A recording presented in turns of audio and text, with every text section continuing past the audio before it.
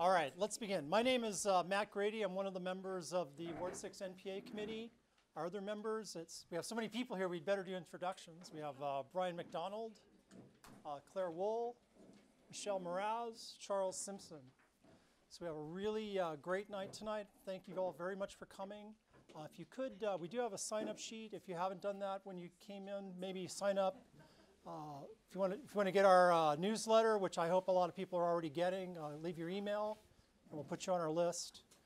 And we try to publicize on Front Porch Forum as well. Okay, so let's begin the business. The first thing is the minutes from the last meeting, which were published, and we'd like to get approval for them for anybody who has read them. Is there a motion to approve the minutes from last December's meeting? Anybody like to make a motion? I move to accept. All right, any second? Yes, Claire? Okay, all those who approve? Okay, minutes are approved. All right, next item on the agenda, Michelle Mraz would like to just have a moment to talk about Election Day and working at the polls. This is not. It's just for the channel. Right. Can we just leave it here? All right, awesome. Okay, I'll come around. Hi there, thank you for coming this evening. I'm a steering committee member, as you just learned. I'm also inspector of elections for Ward 6. And working at the polls is one of the most satisfying things you can do as a Ward 6 resident. So I'm making a pitch for all of you to seriously consider working at the polls. It's Edmonds Middle School. March 6th is town meeting day, and we need folks to just help count ballots, feed ballots into the machine that counts them, the tabulator. So please consider just helping for the day. There's a sign-up sheet. Andy is sitting at the table where the sign-up sheet is, and just leave your information there, and we'll follow up with a phone call. Thanks. All right, thanks, Michelle. Yes, sure, go ahead. Just a follow-up. Yes. I came with a bunch of voter registration materials for people who might not be registered or might know someone who's registered. I also have a ballot request form, and it's a really good way for people who might not remember to come on March 6th, but can come right to their home. And I also have change of address forms. Any of these can be done online as well. If you need any help with any of them, stop by. Thank you. All right, next item on our agenda, we have Lisa Kingsbury from the University of Vermont. And I'm sorry. Bob. Okay. You're going to introduce her. I'll introduce Awesome. Bob real quick. She wants, you may would like to give us an update on the work on the athletics multipurpose center. Thank you. Thanks for coming. Hi, everybody. Lisa Kingsbury. I work in campus planning services at UVM, and this is, I think, the most people I've ever seen at a Ward 6 NPA meeting. I've been coming here for a long time, and we know we are not the main event tonight, so thank you to the steering committee for giving us a few minutes to present on our project. In all of those years I've been coming to these meetings, we've talked in various iterations of improving our athletic facilities. You've probably heard of different projects over the years. We've talked about changing the location. We've talked about working with third parties. We've talked about doing it on our own. And we finally landed on a project to improve our current facilities. Bob Vaughn, who is our Director of Capital Planning and Management, is going to walk you through the project.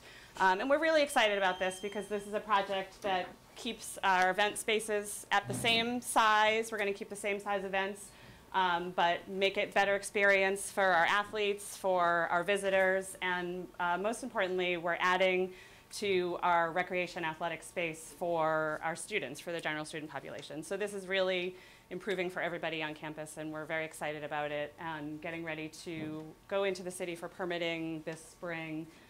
So with that, I'll turn it over to Bob, and he can take you through the project.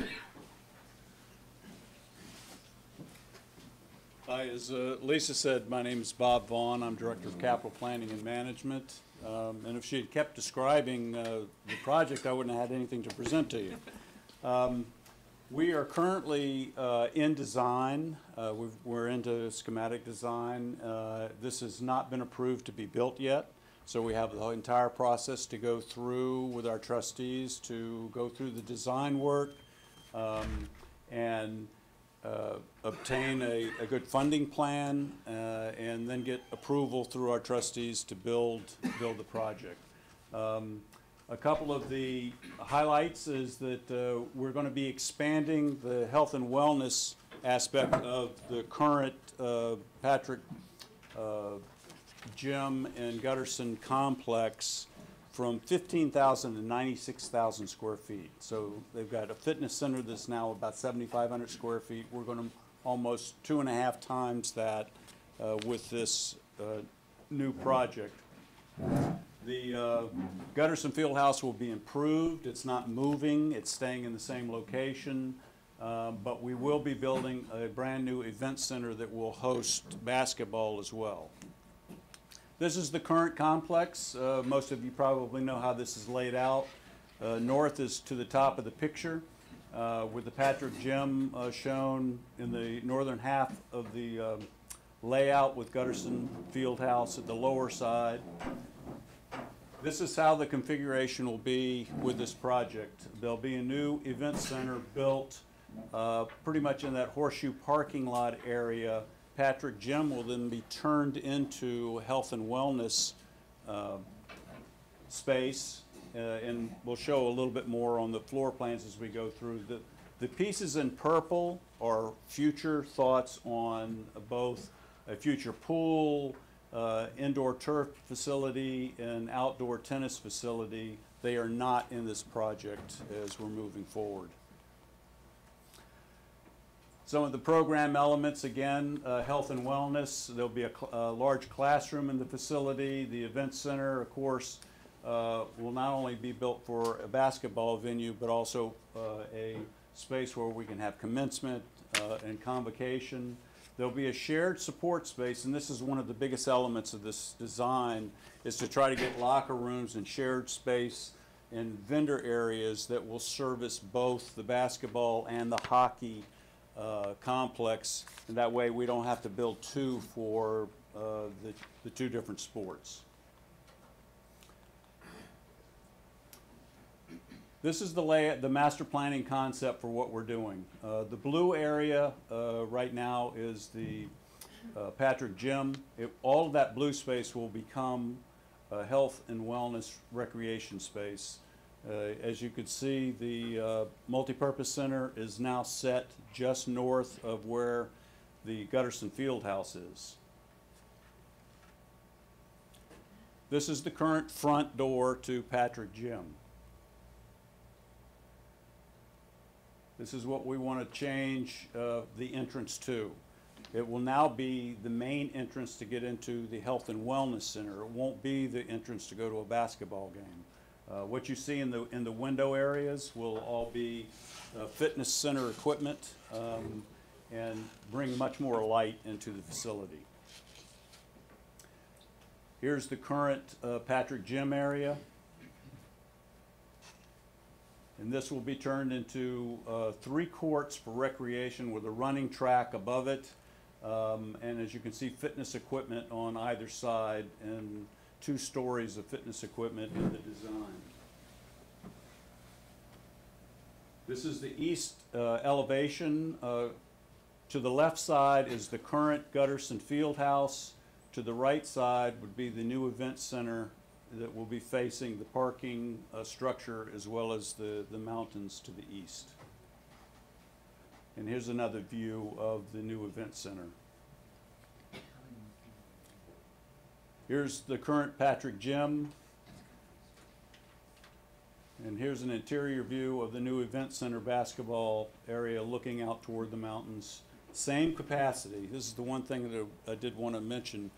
We're not increasing capacity for basketball or hockey. We're just trying to improve the current capacity. So better seating, better views. This is a bowl versus the 2 sides that are currently in Patrick Gym. And here's Gutterson Fieldhouse. The improvements in there will be new seat backs for everybody instead of just a bench. You can see on the far side There's going to be a Victory Club space that is above the ice with some seats that look out over the ice, and there'll be a Victory Club back behind the glass. And that's it for the moment. Be happy to answer any questions.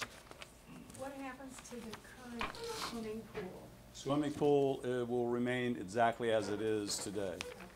That we hope to the future, because we're kind of reaching the end of the life of that pool.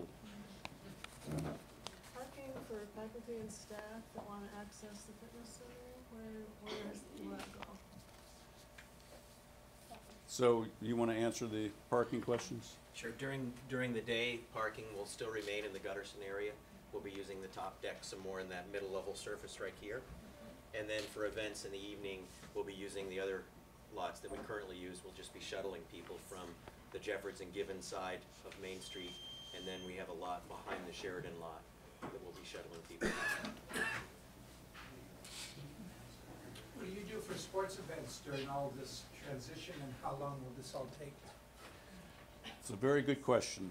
We're trying to work out a logistics schedule now that will, first phase would be to build the event center. And that shouldn't impact anything that's happening in the facility when we start that.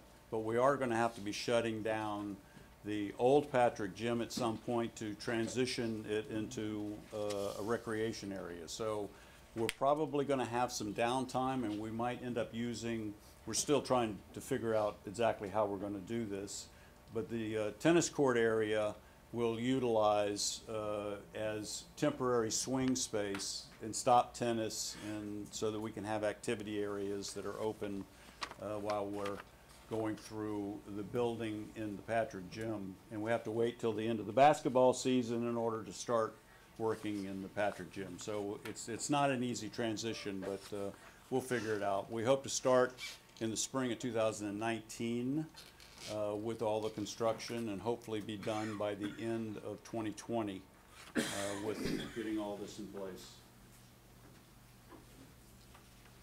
All right, any other questions, or? All right, thank you very much. Really appreciate it. All right. Thank you. Okay, so next now we have a really long list of candidates for all the different positions on the town meeting day. First, we're going to start with the school board. So Stephanie and Claire, go ahead and come on up here. The way we're going to do this is we're going to draw a number out of a hat. And we want to let each candidate have like 5 minutes to talk and make whatever statement they'd like. And then let the audience question that candidate, so they just sort of have their own focus. So you are going to be first, Claire. All right. You want to keep that as a souvenir? All right. So we'll let each candidate go one at a time, and we'll have questions for that candidate, and then we'll have about 5 minutes at the end for open questions for both candidates. And unfortunately, we're going to have to go pretty. We're going to have to go one after the other, because then we have 6 more to go. So let's go ahead and begin. There's a few more chairs. Oh yeah, please. There's actually a lot of chairs. Why don't we let people come on up here and sit? Would you like to sit down? No? Okay. Okay. Maybe after this session. All right, go ahead. Thanks, Claire. Welcome. My name is Claire Wool. I am a resident of Ward 6, as you know. Sure. My name is Claire Wool, and I'm running for Ward 6 School Board. This is the first time I've run for an election in Burlington. I am the mother of 3 children in the Burlington School District. Sure. Sure, no problem. Okay. You know my name, I think. Okay. I am the mother of 3 children in the Burlington School District. I have 2 children at Burlington High School, a junior and a freshman, and I have a 7th grader at Edmonds Elementary. I attended St. Michael's College. I grew up in New England, and I graduated in 1988. My husband and I lived in New York City for 20 years, and 8 years ago, we moved back here. My husband grew up here, Sam Wool. And we moved back here for the love of Burlington. We raised our children in the public school system in New York City, and I was actively involved from the moment they began their careers at school. When we moved into Ward 6, I felt very fortunate with our neighborhood and with the citizens of Burlington and Edmonds community. There were teachers there that were there when my husband went to school, and that was very unique and special for us. Over the last 8 years, I can tell you everything that has gone on in the public school district. I live there. My work affords me the opportunity.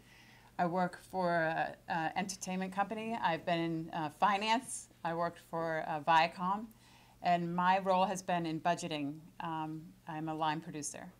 So I do budgets year in and year out, and I work remotely in Vermont, but I work for a New York City company. That has afforded me the opportunity to be flexible, and therefore I have a lot of time when I carve it out. And I spend that time in our public schools. My experience from 8 years ago to currently has been of great concern. I am respectful at all school board meetings. I ask questions. I do not point fingers. And I have watched in the last 2 years our city reach a point of serious, I would say, a serious setback of a division between our schools, our 9 schools, our faculty, and our central office and our school board. I believe that unity is essential. And my slogan would be, morale is free. And we have not worked on the morale of the teachers, been so concerned with the morale of our teachers. This was a unique year. I share many of the concerns that Stephanie has and her work and our school board's work. I have been an advocate and a Sherpa, for a better word, for Yao, our superintendent, when he arrived, and for our interim superintendent. There is nothing I won't do to benefit children and the success of their school day. And I appreciate greatly fiscal responsibility. That's what I do. I was shocked with the demise of our school district that we weren't doing actuals. We were budgeting and we were never actualizing. So then we were just budgeting year after year without seeing what we actually spent. That's when we arrived. And that's it. So in the end of my opening remark is, like I said, I share so much of what Stephanie's work has done, but I truly believe that the implementation and the strategy of how we can improve, I have the gift of being able to communicate effectively with our administrators and our principals and our teachers. I am in the classroom, in the schools, and it is not working in the current situation with the current school board, the way they have alienated themselves and our central office with our schools, and that concerns me greatly. Thank you.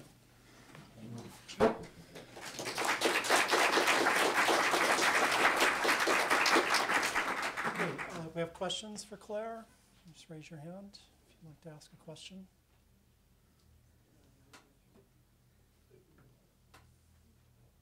Come. Yes. Could I just suggest that we hear from both before we... Okay, well, we wanted to give each candidate a little chance to have their own time. If there aren't any questions, we could do that.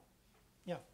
I would ask what your thoughts are on the most recent budget vote in terms of increasing the percentage that the taxes versus decreasing and cutting funds. Like, how would you have, if you were on the board, the past 3 months, how would you have handled that? Good question. I attended the budget meetings. There is, we have approved the language so far for the ballot. It's $84 million. We went up a 0.08%. So as far as where we were as a district, we did not increase our budget more than 8%. The common level of appraisal and the homestead tax coming out of Montpelier, that is where we see our increase. So our spending as a district, our school, we have not increased, we have increased a 0.8. So when I was nervous tonight when they said, well, how are you going to talk about education finance reform? We have an incredible group of senators and House of Representatives from Chittenden and Burlington. Philip Ruth is the chair of our education committee. We have actually held 2 meetings. The PTO has organized meetings with those state senators and representatives to ask them how in Montpelier we are going to change education reform. My job on the school board is to make Burlington work. And Burlington work with $84 million and our $15,000 per pupil can work. I believe there is money within that $84 million that is not being utilized effectively because of our climate in our schools and the lack of unity. We have the highest number of grievances right now in our district, in our HR office. I urge you all to call your principals, especially the elementary school principals right now, and ask them, how is the climate? How are they feeling supported? That's a big issue when it comes to efficiencies and getting the most of our money and people not calling in sick and using their sick days. That's happening in our schools.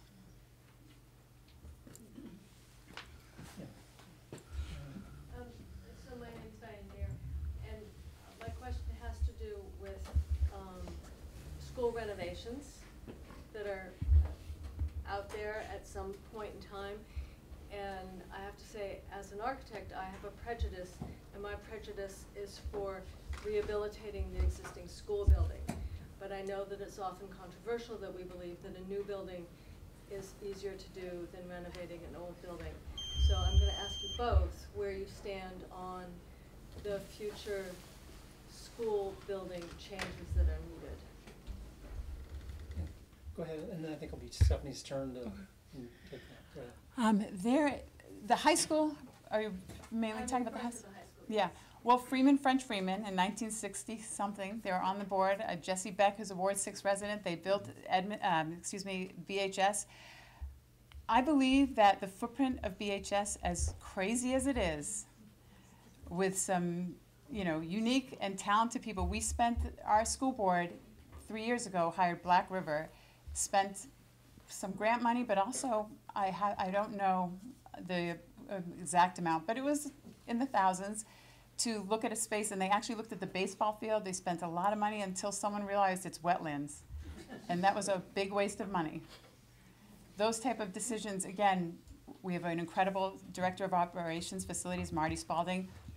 To answer your question, I believe that we already have a very strong team of parents. Kate Stein leads it, who has a handicapped child.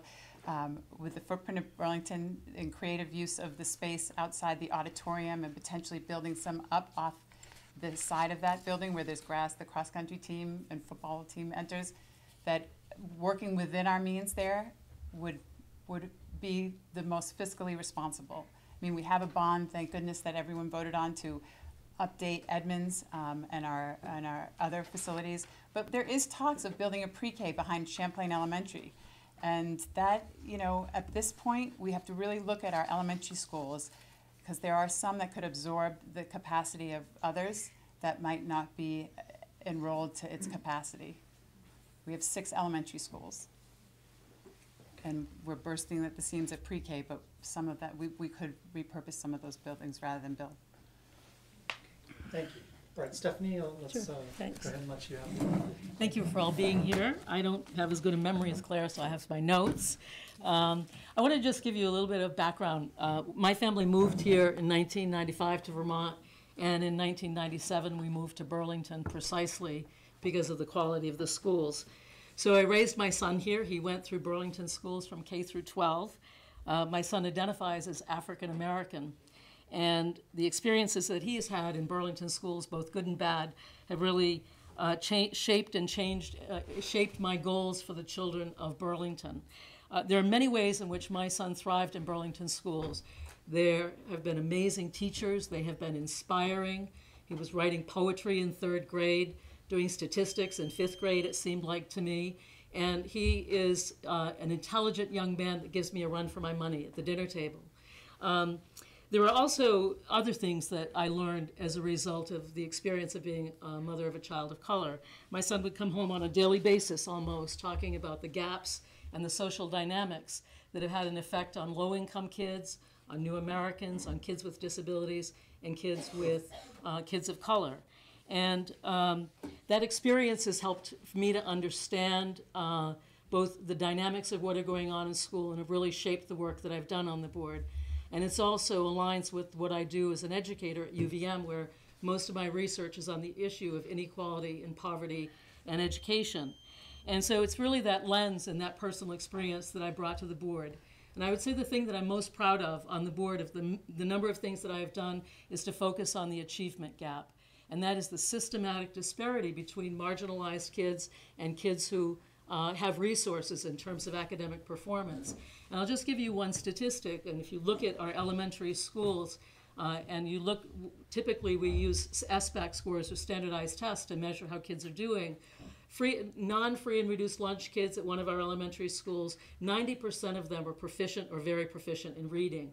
Only 15% of our low-income kids are proficient on those exams. So we have a significant gap in resources, and I'm happy to say that in the last couple of years, we have begun to, the board has directed the superintendent to invest in that, and that's one of the areas that we've expanded this year. And what we hear from administrators is this is the first time that the district is moving systematically and cohesively towards addressing this particular goal.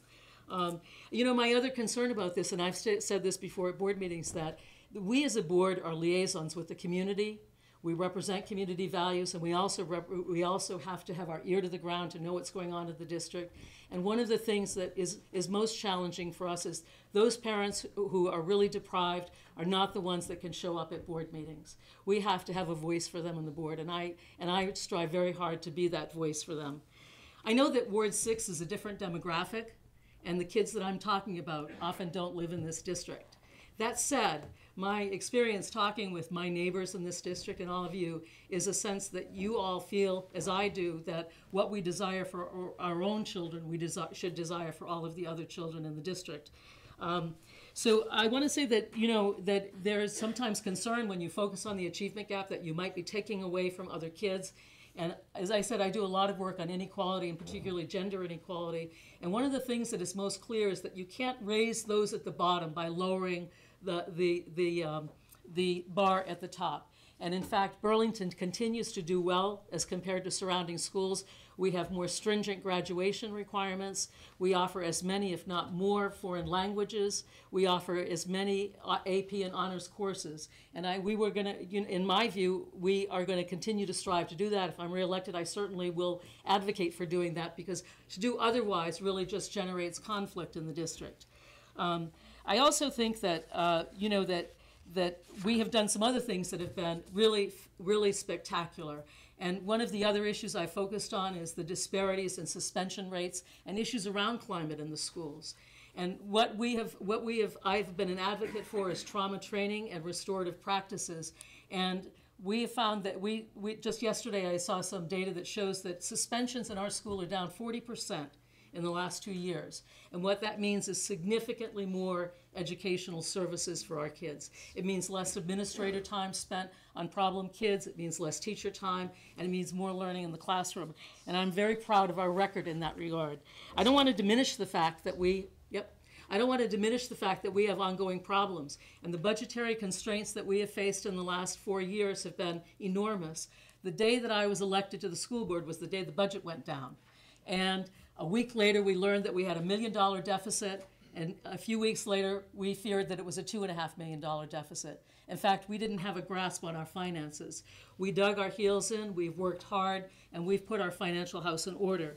And I think that one of the challenges that we face is really the issue around relationships in the school district. Many of the countries that I study and the work that I do shows that during economic hard times, people can do one of two things. They can come together as in a sense of security and work together, or they can divide. And what I have seen is an incredible erosion of relationships in the district, mirroring what we see at the national level. I have worked very hard at building relationships, and as some of you may know, I was on the negotiations committee for the union negotiations. It was an incredibly difficult experience. I'm a union member myself, and I don't take lightly the role of unions in promoting the interests of teachers. What I did during these meetings was I met regularly with Bob Church, who was on the BEA's negotiating team, not because we could discuss negotiations, because that wouldn't have been appropriate, but because I wanted to build a trusting relationship. And I'm continuing to reach out to the BEA, and we're working to meet with teachers to overcome this. I think that if we can leverage the fact that we have a shared goal, that we care about kids, that we can come together and do what is right for kids, because quite frankly, kids can't wait. Thank you.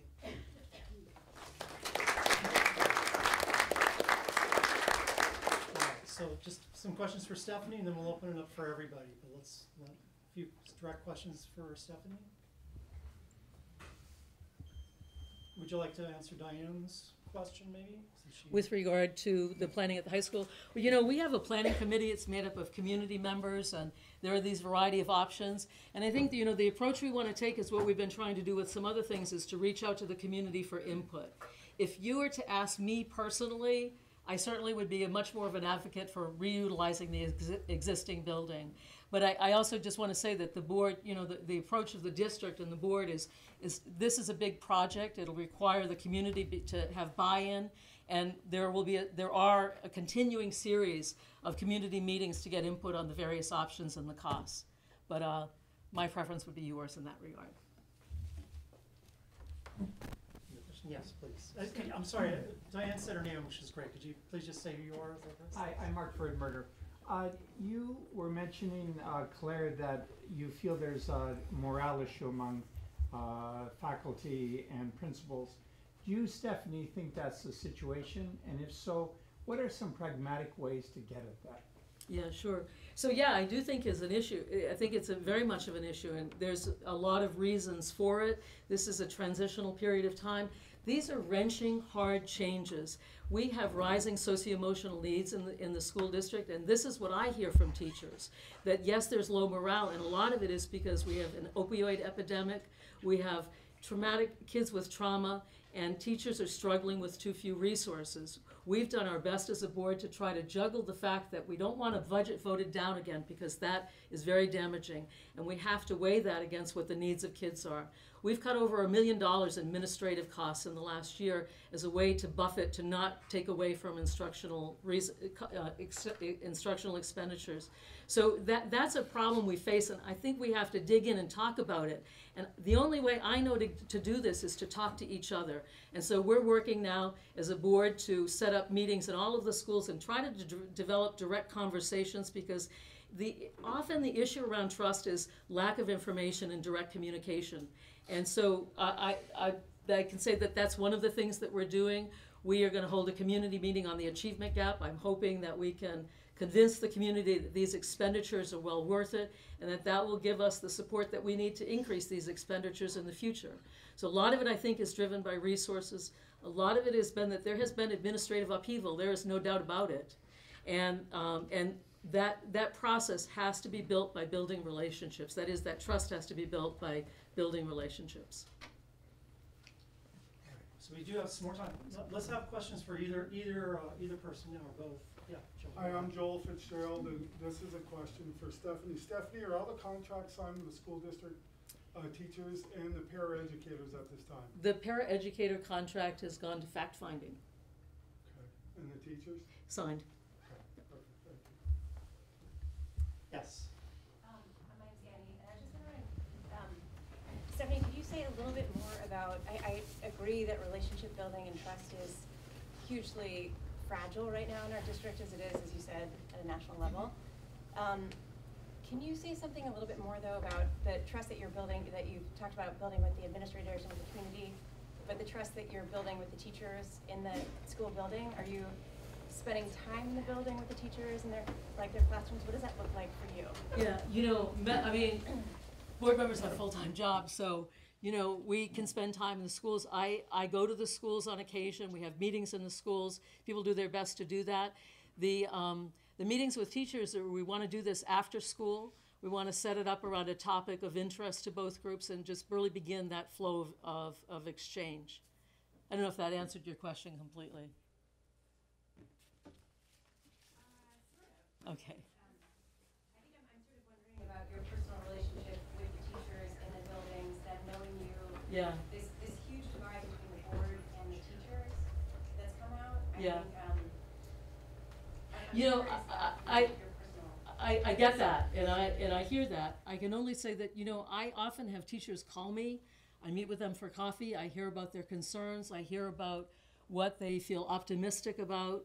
You know, the process of being, the job of being on the board is to be connected to the community, and it's to be connected to the school district, and you do as much of that as you can. And as a number of, you know, my son has graduated, but a number of board members have children in the school. Mark Barlow's here, and he has a couple of kids in the school district, and so we often have a flow of information from the schools regularly about what's going on. Could Claire say something about that? Yeah, no. I think that without a doubt, our teachers, it is a unique time. I don't know if everybody knows, we serve 3 meals a day at all of our schools. Our schools are home to a lot of children, and that's a wonderful thing.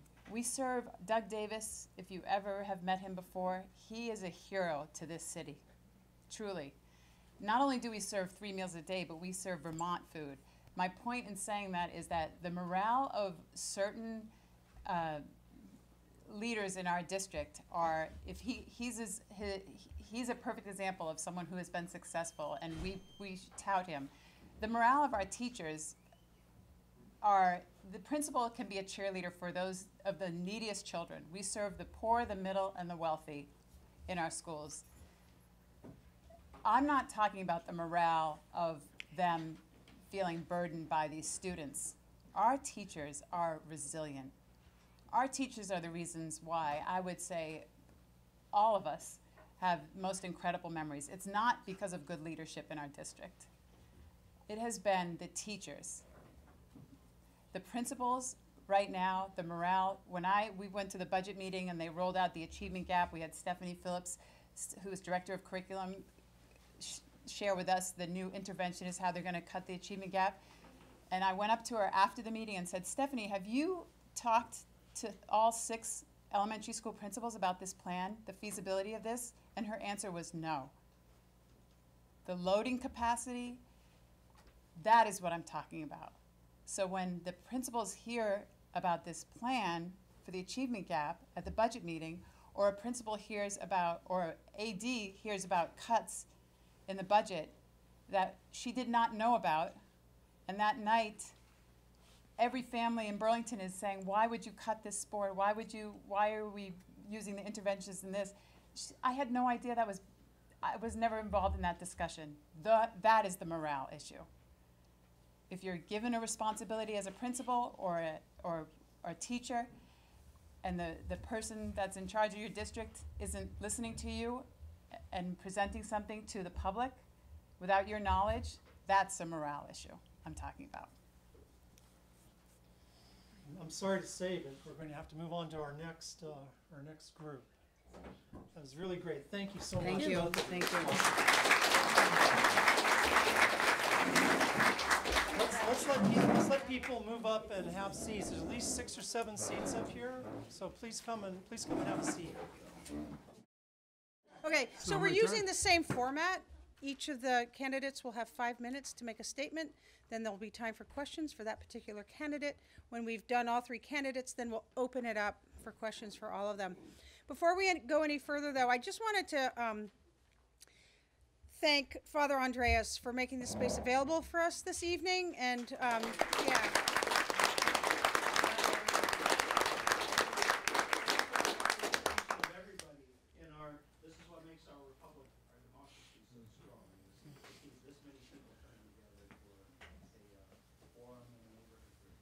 Yes, so Father Andreas welcomed us with open arms back to this space. So I stepped away for the number drawing, but Joel, you're first. I guess I'm up. Great. So as the new guy, I'm going to start off by telling you a little bit about myself. My name is Joel Fitzgerald. I am your Ward 6 Republican candidate for City Council. I am a 20-year resident of Burlington, 10 years on the north end, 10 years here in Ward 6. My father is a retired government employee, 20 years in the Air Force, 20 years in the Forest Service. My mother was a stay-at-home mother, and then a 20-year government employee. I was a half-time farm kid from Ira, Vermont, and since the 4th grade lived in Essex with my parents, my 6 brothers, and my sister. In 1970, I participated in the first Green Up Day in Vermont. I was educated in the Essex public school systems. I have some college and completed the Vermont apprenticeship program in the plumbing trades. I presently live on Glen Road with my partner, Lisa Thompson. We have 6 children, 4 grandchildren that complete our blended family. Our 2 youngest are still in college. I am currently employed by the University of Vermont, and with my partner, Lisa, operate a small service company. Before my work at the university, I was previously employed for the Burlington School District, and before that for the state of Vermont, holding physical and administrative positions in facilities maintenance.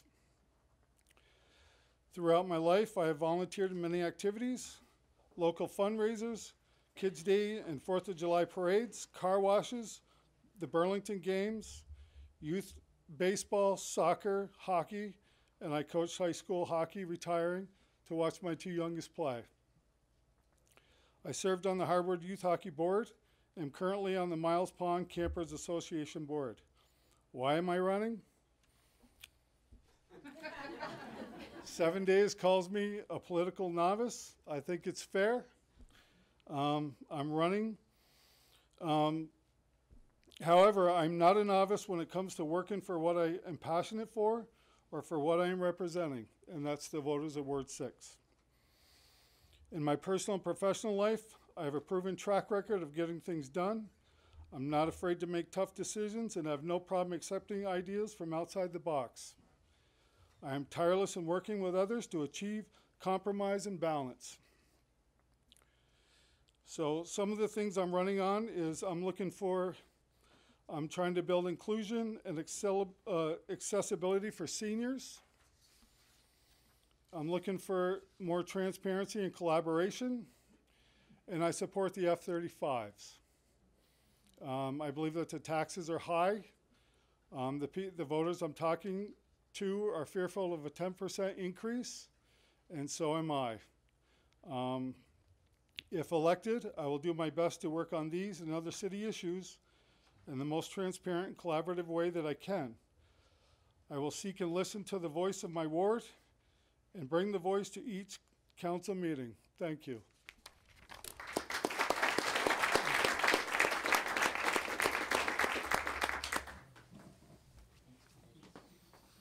Charles, we're just going to give an opportunity for folks Oh, I'm to sorry. ask questions for Joel. Oh, you want? Anyone have Okay. questions?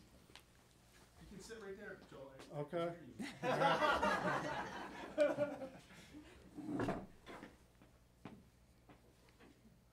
on.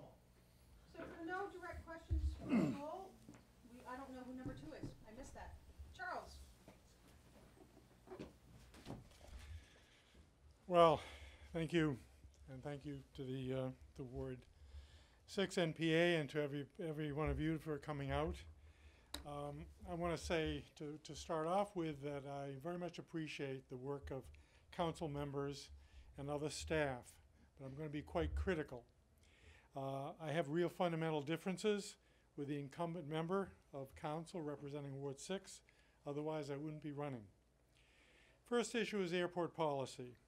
In council, the incumbent has had specific responsibilities to craft airport policy to meet the needs of citizens. And that policy has been, or has enabled the destruction of 200 owner-occupied homes due to aircraft noise. has put in jeopardy 3,000 additional homes due to impending aircraft noise, and has failed to send the Air Force in Washington a message that the 18 F-35s scheduled for delivery in Burlington, costing $150 million each, or a total of $270 billion, are a misapplication of tax money better spent on housing, education, healthcare, and infrastructure. Burlington can send that message. Second, Burlington Telecom. The incumbent has had specific responsibilities managing the sale of Burlington Telecom and prioritizing keeping local control.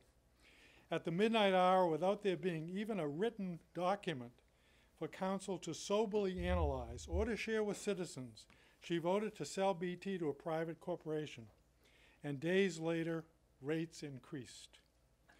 Third, the Champlain Parkway. As one of 3 council members representing the South End, my opponent has supported the building of a limited access highway 150 feet wide through our precious and limited industrial district upon which we have to depend for new employment and new job starts. At the same time, this colossal waste of a road will close off Pine Street, a major commercial artery in the South End. 4, a failed university housing policy. It's very interesting that we talked about new building on the university. Well, rather than insisting on UVM housing its 3,000 off-campus undergraduates in university housing, which is the only way to lower rents that are choking off our economic opportunity, she has failed to oppose the neighborhood project, which you may not have heard of, but it's a consultant-driven plan to shift hundreds of off-campus students out of the Buell Street area and into Ward 6, into purpose-built housing, which is unspecified in size, but will clearly be high density.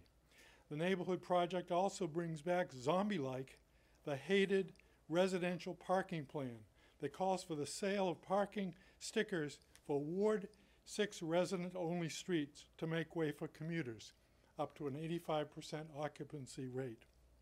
You thought you had killed that plan 2 years ago. It's back, part of the effort to reduce on-site parking in the business district by densifying parking in the residential streets. 5, subsidizing luxury housing. As a member of council, my main opponent voted to subsidize the Burlington Town Center, a project that includes luxury housing and has just doubled in size with the addition of the former Macy's plot.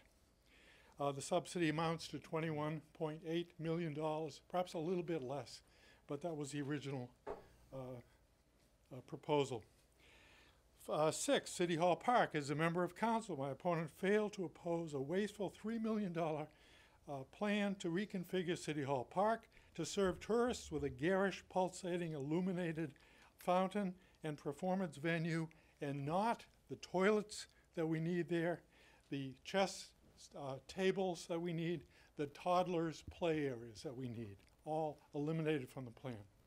And 5, Memorial Auditorium, or 7, Memorial Auditorium. Here the city allowed the premier civic and cultural space in the state to fall into ruin and be closed, then compounded this lack of stewardship by trying to pass the facility off to UVM and likely the entire Gateway block. It took the NPAs to call for a summit and to hold a summit on the future of Memorial Auditorium to bring in a public voice. We haven't had public engagement. We need public engagement. Otherwise, we'll end up with a city in which what is prioritized is the interests of a few developers and a few large institutions. Thank you. Thank you, Charles.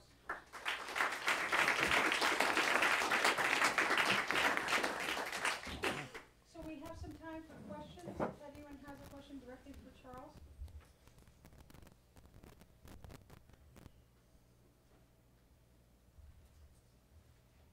Will there be time to ask questions that all 3 can answer together? Yes, there will. Okay. If no one has a question, then Karen?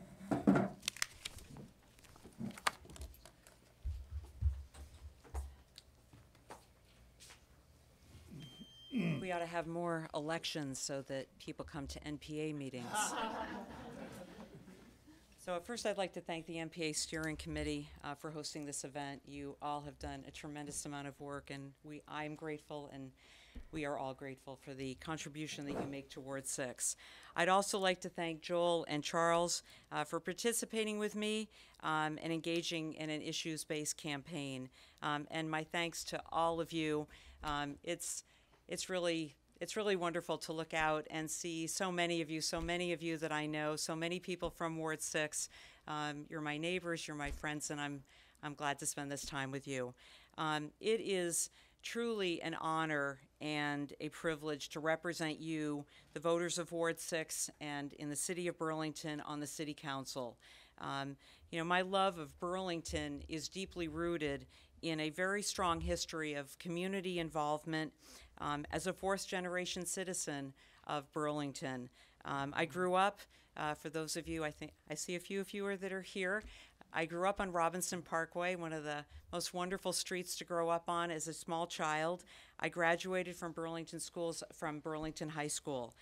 Professionally, I'm a certified public accountant, and I have experience in both tax and audit work. My husband, Mark, who is here tonight in the back, and I have 3 children, Andrew, Adam, and Caroline. Caroline is also here tonight. She is my campaign manager, and she's doing a great job. I hope that you will re-elect me for another 2 years on the city council, and I would respectfully ask for your vote. I believe that I have the experience, the leadership, and the passion to be an effective city councilor for you.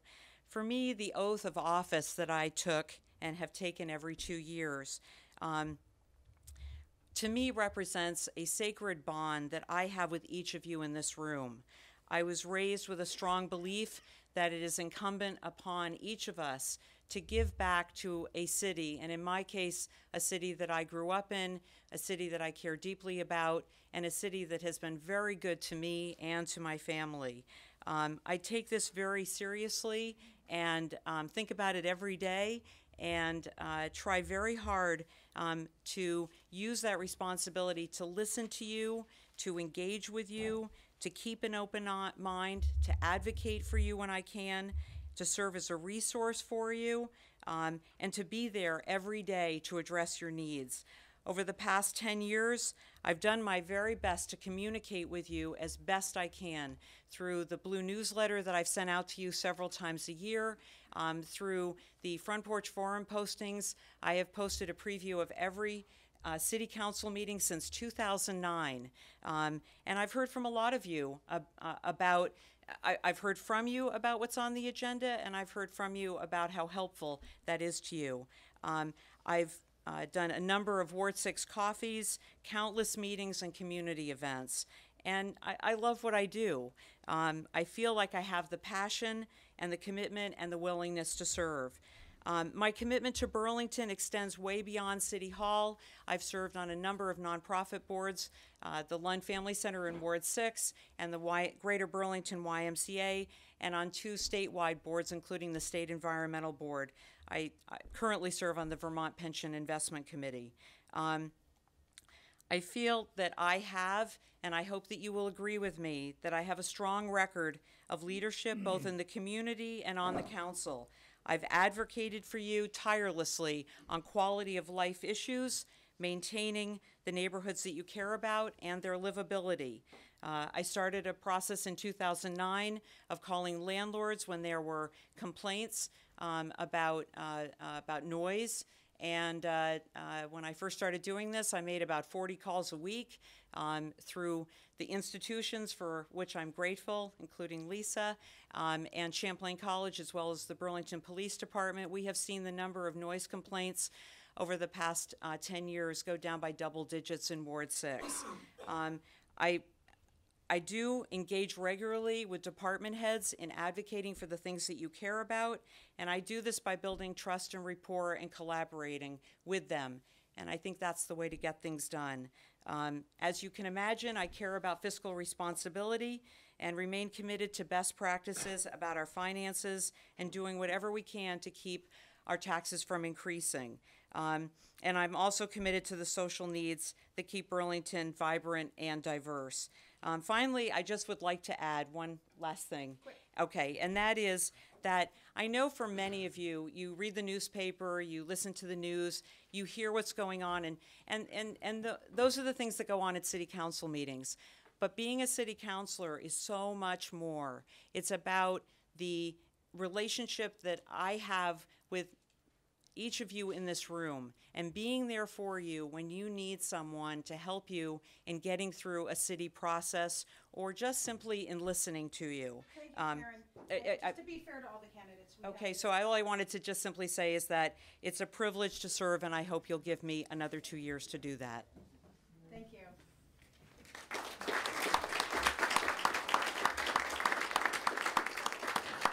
Now we'll take questions for Karen. Judy Barker, Robinson Parkway. If you have time, or maybe a little bit later, I'd like to hear you respond to some of the things that Mr. Simpson brought up. I'm happy to. There were, I'm not sure that I remember all of them, but I'm certainly happy to do that. The first thing that I feel I have to say is that, you know, sometimes when you're running for office, you say things that sound good because they get a rise out of people, but they're not factually correct.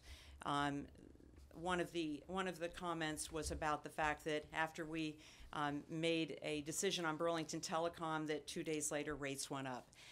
I think that Charles knows that rates did not go up because of the sale of Burlington Telecom.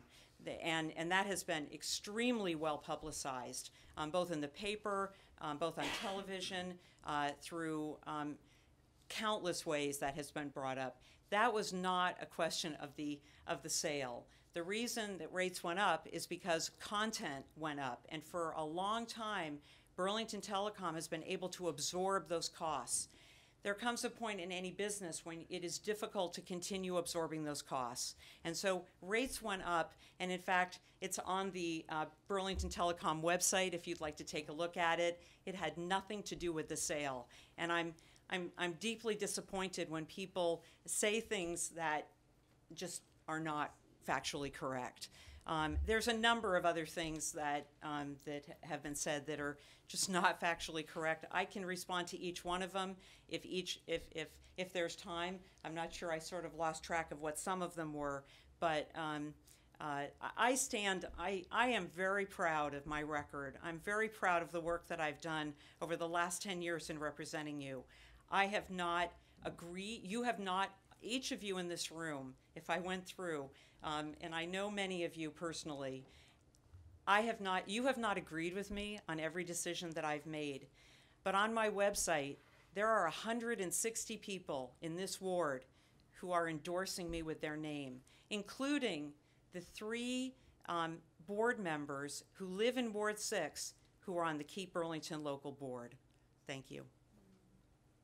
We have 3 more minutes for questions for Karen specifically, so if anyone else wants to ask something of Karen.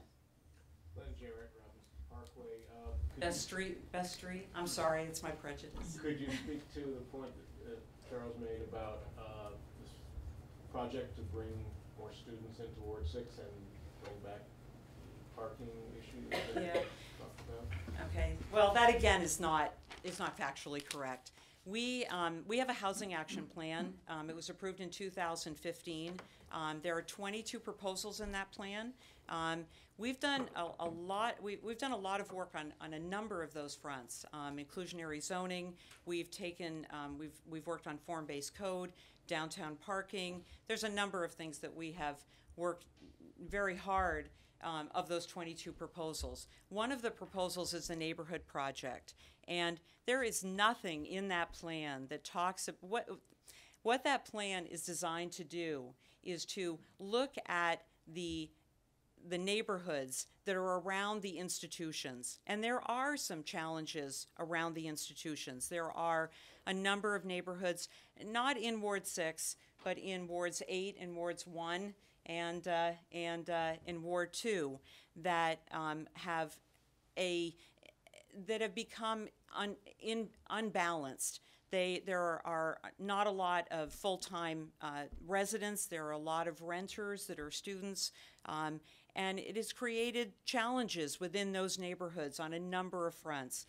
The idea behind the neighborhood project was to look at those and come up with ways that we can convert over time apartments back into single-family residences and create a level of balance. And again, these are all recommendations. They are not things that we may necessarily even remotely act on. There is, one of the proposals or one of the recommendations has to do with student housing. Now, just the other night on Monday, we passed a rather historic agreement with Champlain College and UVM. They have agreed, and again, they're under no legal obligation to do so, but they have agreed to work with us to fund an infrastructure bond that we're going to be voting on in March. It's $6.1 million. The University of Vermont is contributing. They're paying the debt. So they have agreed to 20 annual payments of $386,000 in Champlain for around $61,000. One of the things in the UVM agreement is an understanding that we will work together to explore ways to put housing on the Trinity campus. The University of Vermont is committed to housing more of its students, not necessarily paying for it. They may do it through a third party, but a lot of institutions all over the country do that. So I hope that is a long way of answering your question. And as far as the resident parking, those of you who live in resident parking area know that I have done everything in my power to advocate for the livability and the quality of life issues that you care about. And I think that, well, I'll leave it at that. That's great. So we have about 15 more minutes, 13 more minutes, to ask questions of all three candidates. So please go ahead and ask your questions. We do ask that, if there are tons of questions, that Ward 6 residents go first. So my name's Barbara. I live up on Robinson Parkway. I was at a planning and zoning meeting in early December, and Scott Gustin said that he wants to change the zoning to allow triplexes. Triplexes can have 12 people in them in the RL zone. And that really concerned me because that is not low density, residential low density, which is what Ward 6 is. And I don't want to see that kind of density introduced to neighborhoods that are primarily single family houses. And then the neighborhood project report comes out, and I hope you all read it. On page 26 and 29, they're talking about buying single family homes and converting them into either owner-occupied multi-unit rental properties. When I talked to Adam Roof about it, he says they're going to convert single-family homes into condominiums in our neighborhood and try and put a lot of students in single-family homes and other rental properties over on Colchester. I just really feel like this report is not super clear. It needs to be rewritten, and I would like you all to read it and tell the city what you think of it. But I'd like also to ask these candidates exactly what is going to happen in Ward 6 because of what's proposed in this plan. Thank you. So, Joel, do you want to respond to that? I can a little bit. I think people need to find ways to pay their bills. There's a lot of seniors I talk to, and that's some of the conversations I had with the seniors, some variances and reconfigurations for them to be able to stay in their homes. And one of the issues we talked about is possibly splitting these big homes into duplexes and triplexes so that folks can stay in their homes while actually generating income at the same time. So I support it. Do you want us to just go down? I think in order that we spoke, Charles, okay, do you want sure. to respond next? Yeah, I think it's interesting that there's some talk about the low-density Trinity campus as being appropriate for student housing. In Berkeley, California, you can live and pay your food bill in student cooperative nonprofit housing for $850 a month. In UVM, if you have a single with only a bathroom and no kitchen and full board, you can pay up to $1,800 a month. So if UVM really wants to serve their students, they will turn Trinity campus into nonprofit student cooperative housing. And student cooperative housing, students work 5 hours a week, they do all of the maintenance, they do the food service. This is what would attract people to UVM and to the city of Burlington. And I think UVM has to do this and not nibble around the edges with saying a few beds here, a few beds there. That's not really going to do it. The neighborhood plan can't move people out of wards 1 and ward 8 unless they're moved and move them into ward 6 to make way for non-student renters unless we densify ward 6. It's very simple. And we've already done that by discussing in the neighborhood plan avenues from the campus to the downtown, which will have fewer on-site parking requirements and have greater density. So this is where we're going. It's interesting too that this is a project which was developed by a consultant. I have tried and tried to get the draft agreement. I can't get it. They won't give it to us. All they give us is this Survey Monkey version of the plan. And it's not, as Barbara points out, there's really no data in that you can get your hands on.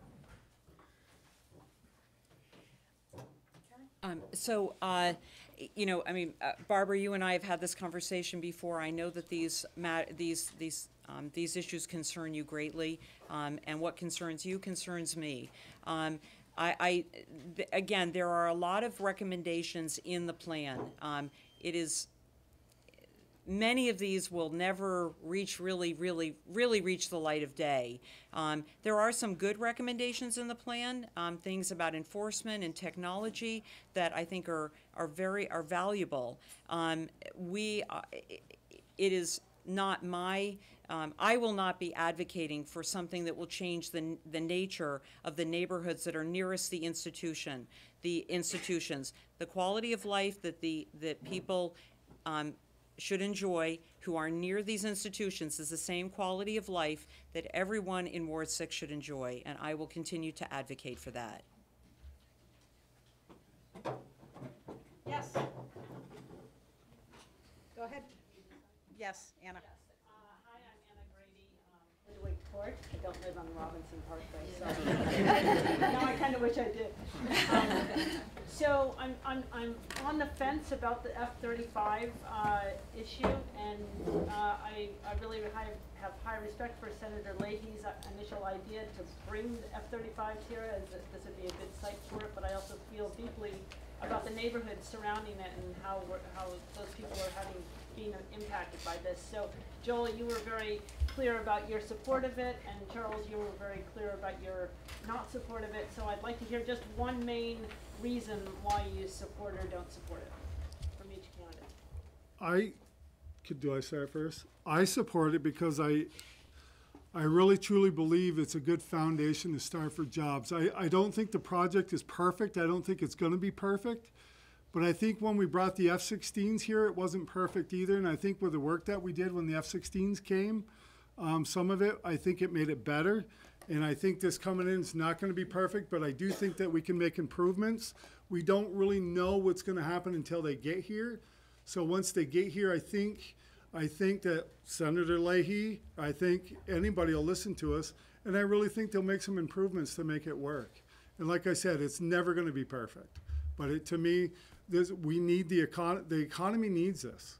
And I believe in it. Like I said, I'm an Air Force kid. I lived on the air bases my whole life. My father's 86, and health-wise, he's perfect. So that's all I got. I mean, I support it because I think it's a great base, and I do think that we can make improvements with it when it comes here. There's a couple of things we do know. One is that it's 4 times louder than the F-16, and therefore its parameter of noise is going to be considerably greater. We know that it's so complicated that most of the maintenance is going to have to take place away from Burlington. They can't be fixed in Burlington. So there's very little job gain from this, and there may well be a job loss. We also know that this plane is nuclear capable. We don't know from the Air Force whether these planes will be carrying nuclear weapons, but they're able to carry 2 500-pound bombs, which are being developed as tactical nuclear weapons. We're spending $1 trillion to upgrade our nuclear capacity to essentially intimidate and fight small wars. This is irresponsible. We need the money for so many other things. We can't afford it. Burlington can send a message. It's a political message. It's a symbolic message, but it can tell Washington this is not where we want our money to go. The Air Guard can have a different mission. It doesn't have to fly nuclear-capable fighter bombers. It's not going to protect us at all. Thanks. So we had this conversation and this debate at the council meeting on Monday. There is a ballot question that we're going to be voting on in March, and there was quite a discussion about putting that the ballot item that I know Charles was among many who worked very hard to get the signatures to put that on the ballot. And I have a lot of respect for that. It's not easy. It's hard work getting all those signatures. There was a debate about what the question should be. There were counselors who felt that the original language was misleading, and I'm not sure that I don't disagree with that. I think it was to some degree misleading, but it was the question. It's a legal question. The city attorney said so, and that's what people signed the petition on. And I did vote to put the original language on the ballot. It's an advisory question. We did have, amongst many people who spoke on Monday, we did have a couple of people from the Guard. Their only mission, and this was Colonel Hank Harder of the Guard, their only mission for the future is the F-35. There is, in his opinion, no alternative low noise equipment, and that's one of the points on the ballot. Personnel is already been deployed all over the country to get trained on this equipment. But there will be a ballot item, and I will support, if I'm reelected, and we are then faced with, if the vote is in the affirmative in Ward 6, I will support the advisory question. And if it's not? If it is not, if the answer is no, Yeah. then then I won't. Will you support the Ward 6 vote of no? Yes. You're voting to vote for the commissioners to vote against the F-35. If you are voting yes, you are voting in favor of not basing the F-35 here. If you vote no, you are voting for the F-35. Okay. And that's why it's a difficult question to weed through. Okay, Yes. great. So we have just a few minutes left. If someone has a quick question that can have a quick answer, we'll do one more. If not, we're going to move on to the next forum. But anyone have a simple question? Okay.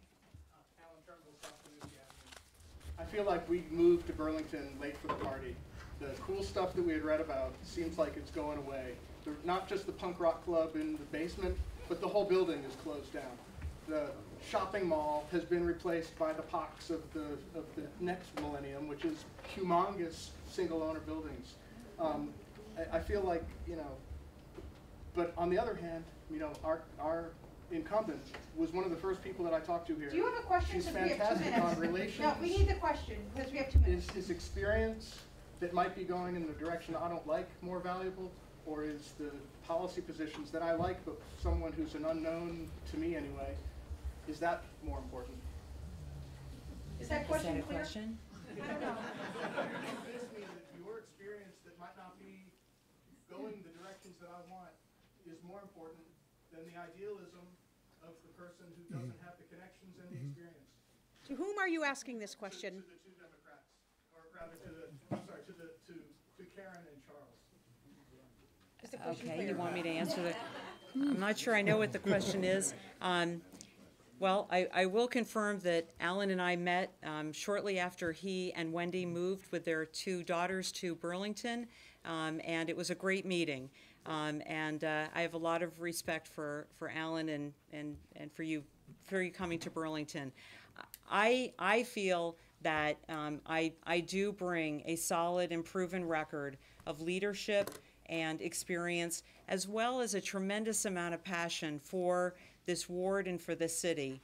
And I think that's evident in the people that have chosen, neighbors and friends of yours, who have chosen to endorse me with their name. No one is going to agree with every vote that I make, but I do feel that... I'm sorry, I have to cut you off. Thank you for your response. Real Charles, quick. go ahead. Yeah, I'm not, this would be my first time in public office, but for 34 years I've taught sociology, including urban sociology. I have a book on the development of the artist community in Lower Manhattan and Soho. I understand gentrification. I understand grassroots efforts to do planning. And I've worked for many years now in Burlington with the Pine Street Coalition, with the Coalition for a Livable City, with the group that was trying to keep as much open space in the Burlington College campus as possible. And so I feel as if I'm very plugged into what's happening in the city. Thank you. Thank you very much to all of our city council candidates.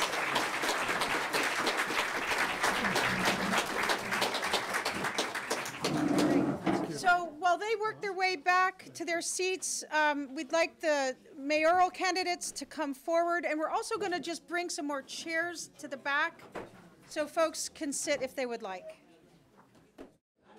Okay, so we're going to start our next forum.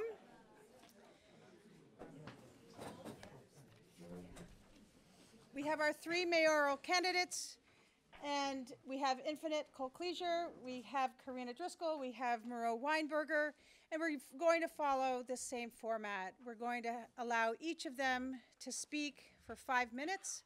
Then we're going to allow you time to question that particular candidate. And then after each of them have spoken and responded, then we'll open up the floor to questions for all 3. 5 minutes. Yeah, okay, great. Yep. We'd like you to stand. Okay, great. All right.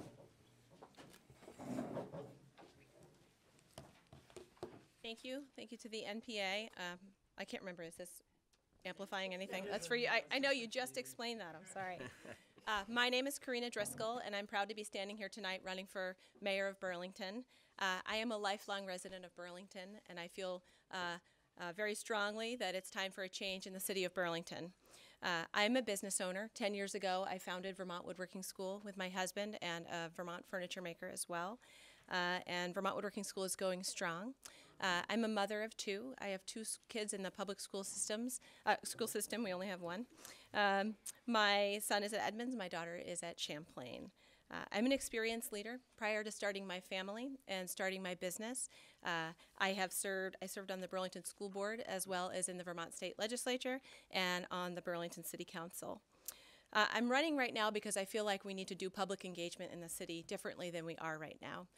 I have lived in the city for my life, and I have seen our city at its best.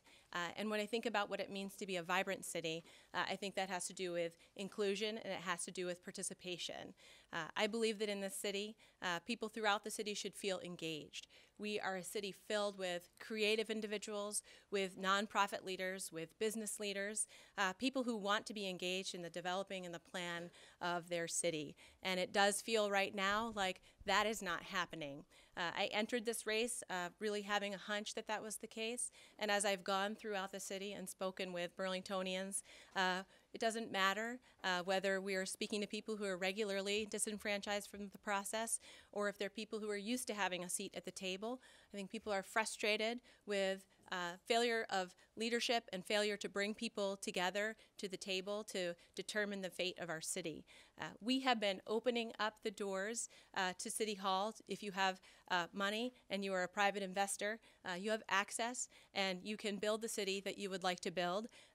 And we are finding that the door is not open for so many more of us. And I think that's hurting our pride in Burlington. It's hurting our sense of who we are and what our city is about.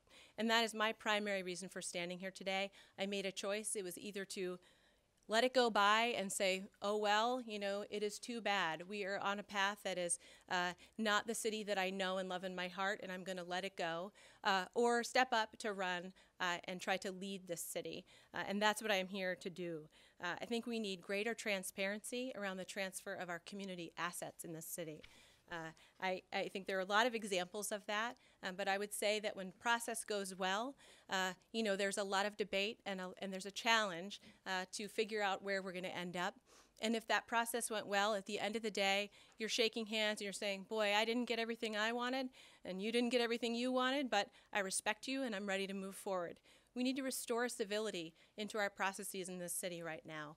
Whether you're talking about the processes that are happening on the school side or the processes that are happening on the city side, I think we are challenged to come together and function in the way that I believe we value as Burlingtonians. And I hope to restore civility as your mayor. Affordability continues to be a major issue.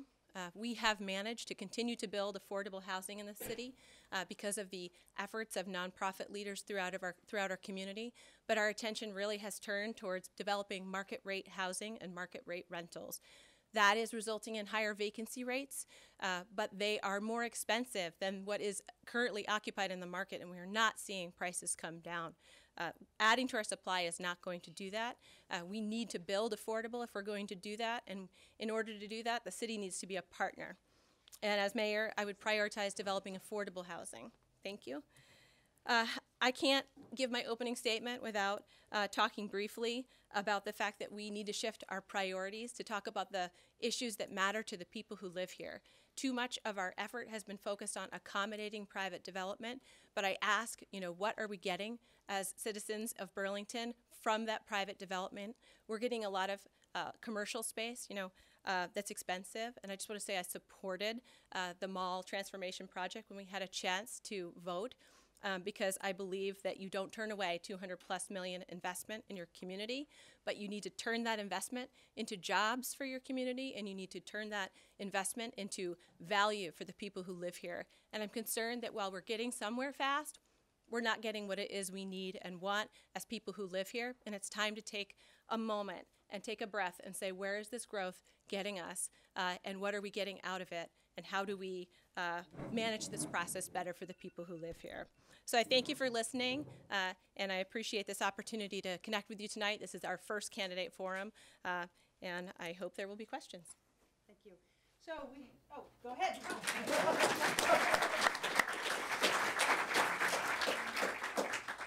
So we have 5 minutes for questions for Karina. Go ahead. Talking about the other goal that was the City Town Center, what would you have done differently? Repeat the question, please. I can repeat it. I think he was talking about the debacle that is our town center and what would I have done differently. You know, as a person who was a citizen watching that process, you know, I did weigh in some of my thoughts about what I would have done differently with the mayor. And, you know, one of those is that I'm concerned about how we're using our TIF investment dollars in this case to develop what is needed for that mall transformation project that I believe was coming anyway. I don't think I would have put forth a $20 million bond for that development project that we're going to have to pay. You know, we have this new development coming up. It'd be great if we were going to see some tax revenue in the short term from that. But that is going to go to paying the bond, which was essentially developed, you know, not really to incentivize that development. I think that development was going to happen anyway, and it means we're not going to see the municipal revenue, and we're not going to see 75% of the education tax revenue because we're paying down that bond, which I think was a giveaway to that developer. I think I would have negotiated harder on behalf of the people who live in Burlington to say, this is what we need and want in our community. I think our CEDO office and the leadership that's coming from the mayor's office is really focused on accommodating development rather than asking, how do we leverage? Look, when I think about this city, we have a beautiful lake. We have our beautiful Green Mountains as our backdrop. We have a university and we have a hospital and we have a beautiful downtown, frankly. There is investment happening across this country in our cities because interest rates are low. People want to do business in here with Burlington, and we need to be having those harder conversations and saying, you want to do business with us, this is the city we want to build. So let us choose you, not the other way around. We need to develop our city to the vision that is outlined by the people who live here, not by private interests who are coming to the city with their own ideas. Or we're going to end up with a city that we did not plan, and we are going to wonder how we got there. So I hope that answers your question. What's your position on the F-35 issue? So my position on the F-35 issue is this. I support the fact that it's going to a ballot. I signed the petition because it was the right thing to do. I am hesitant to get out in front of the voters having a chance to weigh in. I have to ask myself, when you have your entire federal delegation supporting it, let's be cautious in changing your, having a different view. I'm glad that the residents will weigh in. I'm not excited about investment that is basically right here in Burlington, that is building the military-industrial complex. I don't think it is the right priority when talking about the economic development of our city. I feel strongly about that, but this is something that has been decided. If the voters of Burlington clearly speak up and say, we do not want this, then as your mayor, I will absolutely do everything in my power to turn that around. I am the parent of 3 kids in the Burlington schools, and I feel like for the past couple of years, I've been not impressed with the current administration's lack of involvement with the schools and the issues that we've been having. And I'm wondering what you think the role of the mayor is in working with the schools, collaborating with the schools, improving the district, and what are some issues that you would bring out as things that are important to you as Yes, mayor? absolutely. I think when it comes to leading our city, the mayor doesn't really have a choice of allowing the schools to be managed on the school side and the city to be managed on the city side. It's truly not an either or. If we do not have successful schools, we do not have a successful city.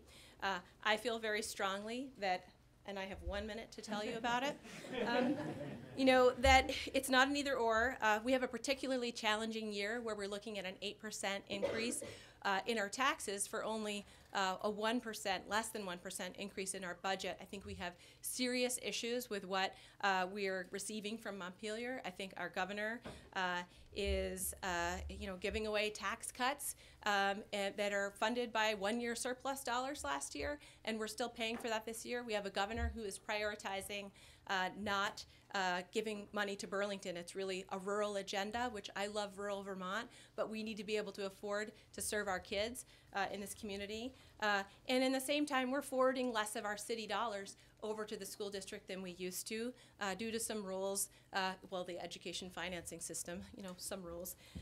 We can't forward half of our pilot funds anymore, and some of the expenses that we used to pay for teacher pension funds are no longer paid for by the city, but we have not seen a corresponding tax decrease on the city side. In fact, that's been absorbed into the city budget. As mayor, I would make sure that we invest those pilot funds again fully to support our non-education expenses on the school district side. I realize we're out of time. Thank you, Frida. Thank you very much. Okay, thank you.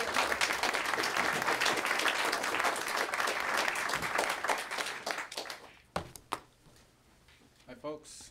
My name is Infinite.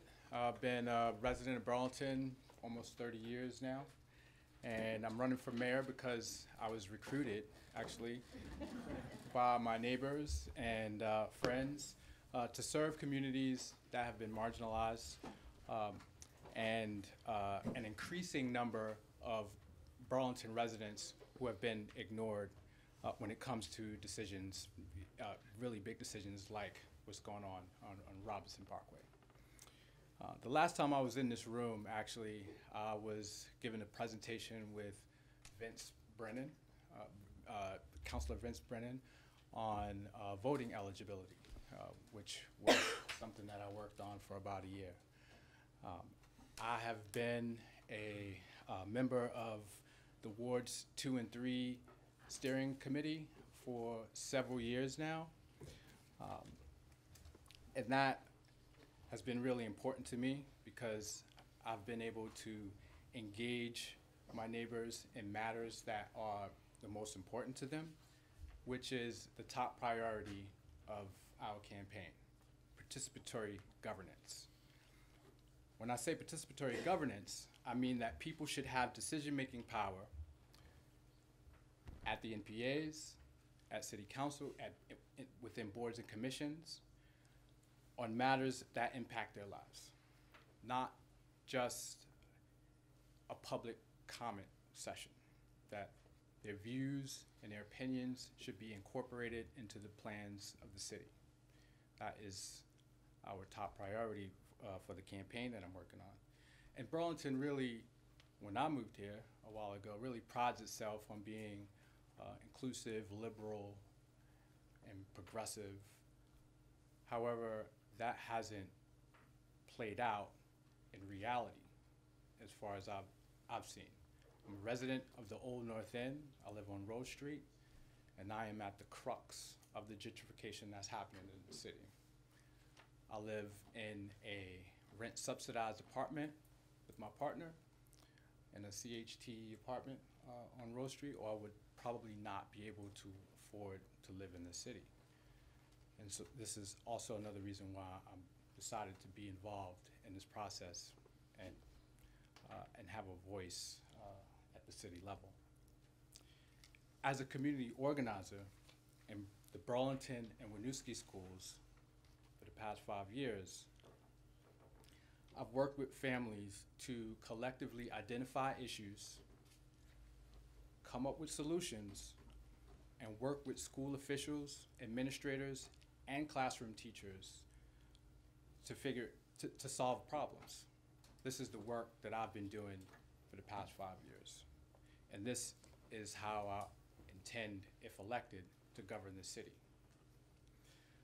For example, in our platform, we have articulated community benefits agreement as a tool for holding developers accountable and making development work for all Burlington residents, so that developers are contributing to social programs that will enable seniors, young people, and some folks who actually don't have a roof over their head to thrive and get their lives together, instead of, as Karina brought up, subsidizing huge projects for developers. When it comes to affordable housing, I think what's missing from that discussion is the economic well-being side, the livable wage side.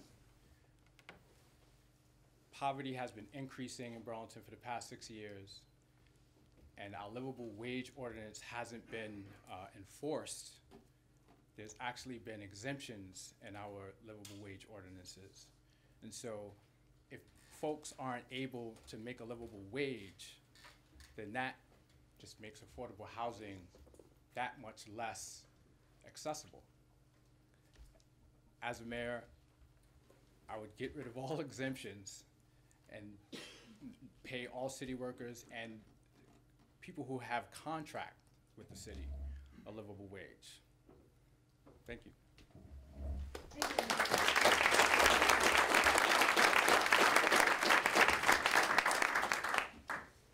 So we can take questions now for Infinite. We have 5 minutes for that. Yes.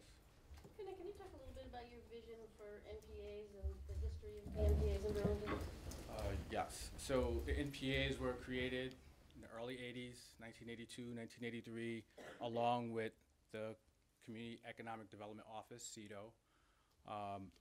From what my understanding is to distribute federal dollars more equitably across the city and circumvent the, I would say, patronage of the alderman system.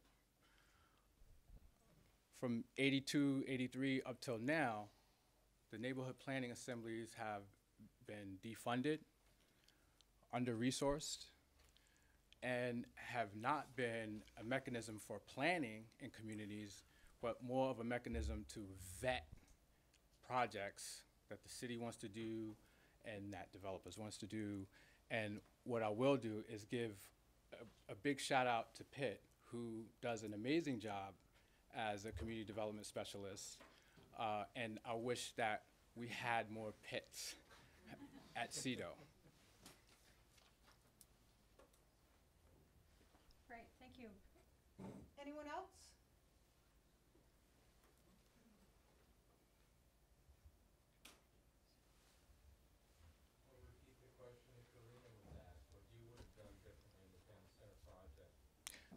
Community benefit agreement. I would have sat down with groups like Coalition for a Livable City instead of marginalizing them as a fringe group.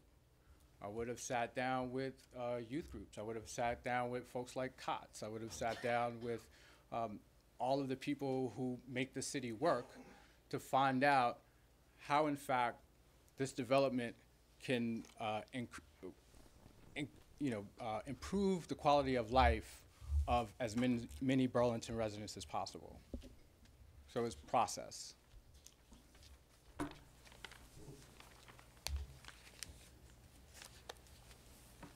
Any other questions for Infinite? Yes. How do you feel about the F-35 program? Really?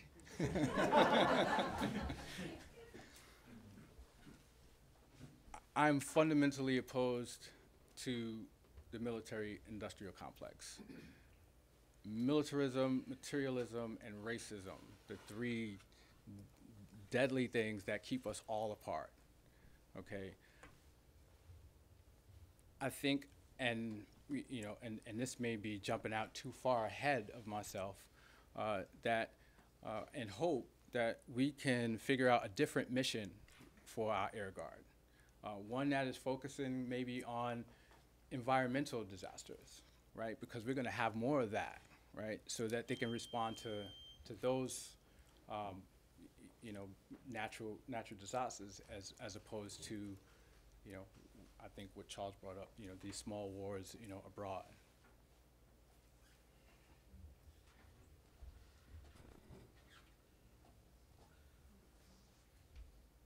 Okay, I don't see any more hands.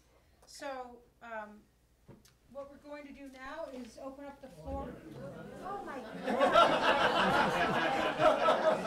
He doesn't mind. He doesn't mind. He's giving us time. Sorry about that. Thank you. No worries. I'm eager to get the questions too, but I do appreciate the chance to be here and share some thoughts with you. It's great to be back at the Ward 6 MPA, and thank you to the organizers for putting together such a great event. It's remarkable that we're just a little more than a month out from the election, and this is really the first time we've done this. The reason that I chose to run for mayor 6 years ago is because I was very concerned that the city that I loved was in deep trouble. We were in trouble in lots of areas. Let me name just a few of them. One, our finances. We were on the edge of junk bond status, as many people have said many times. What does that mean? I mean, it was so bad that there were serious fears among our auditors, among Moody's, that we might have trouble making payroll for our police officers and our firefighters. Our northern waterfront was an eyesore. It was a mess, and it had been that way for a long time with overgrown vegetation and rundown post-industrial waterfront. Burlington Telecom was on the edge of foreclosure. Taxpayers were potentially liable for tens of millions of dollars, and there was a very real risk that the fiber was going to be ripped out of the ground or the BT was going to be thrust into receivership.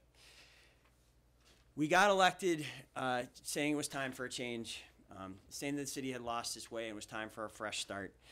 And the new administration stepped in, rolled up its sleeves, got to work, and with the city council, with the people of Burlington, every step of the way, we have addressed all of those issues and more.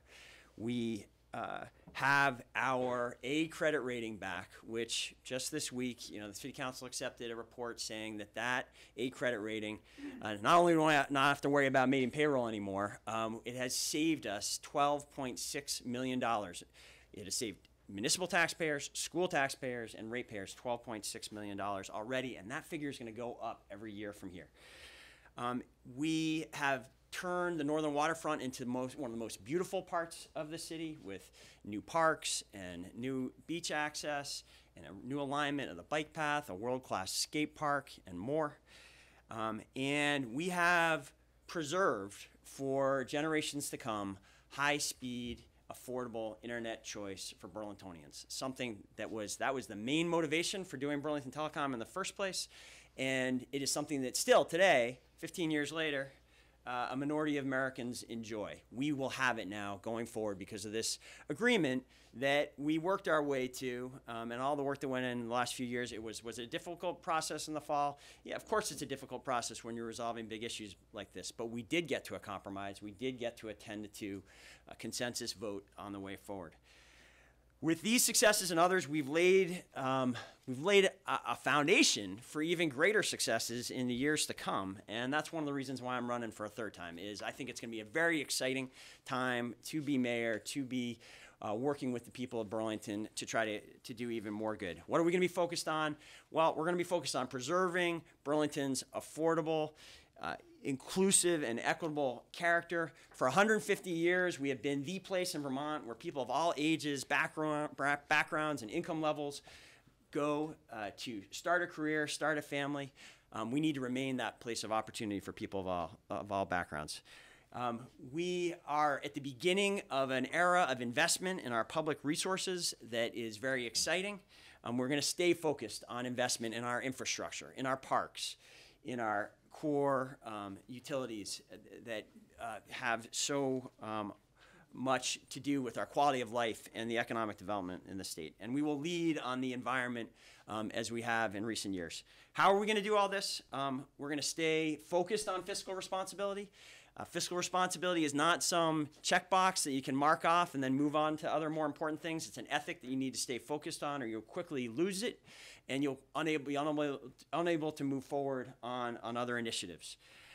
We, from the beginning, have been an administration that believes in earning the public trust, making good on that public trust, and we do that through access to the administration. Every week you can have coffee with me if you want to. We do it through good communication through both traditional and modern methods, and we do it through sound and extensive public engagement processes. I know you heard just the opposite in what was described. The reason we know that that is not accurate and we know that it is what we are doing is working is that we have taken on these challenges and others 17 initiatives to the voters over the last 6 years, and on all 17, the voters have endorsed the direction, often with very large margins. Finally, we will stand up to President Trump whenever he comes for us and undermines our values. We don't need change now. We need to keep moving forward, and I ask for your vote on March 6th. Great, thank you.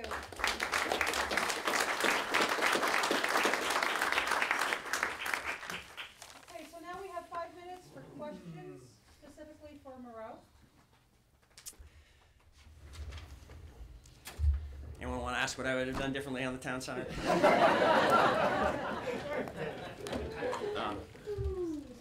would you have done differently on the town side? Wait, someone had their hand up over in the corner. In your introduction, you talked a lot about what you've accomplished. What is your vision for the next term? What are your top 3 priorities? Well, thanks. I tried to touch on them briefly, but I appreciate the opportunity to expand on them a little bit more.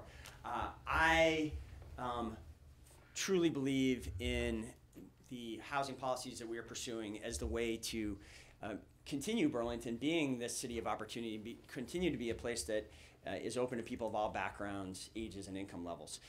We have maintained, under my 6 years, our strong and proud history of focus on affordable housing, permanently affordable housing. That's the background I come from. That was what I did for 15 years before being elected.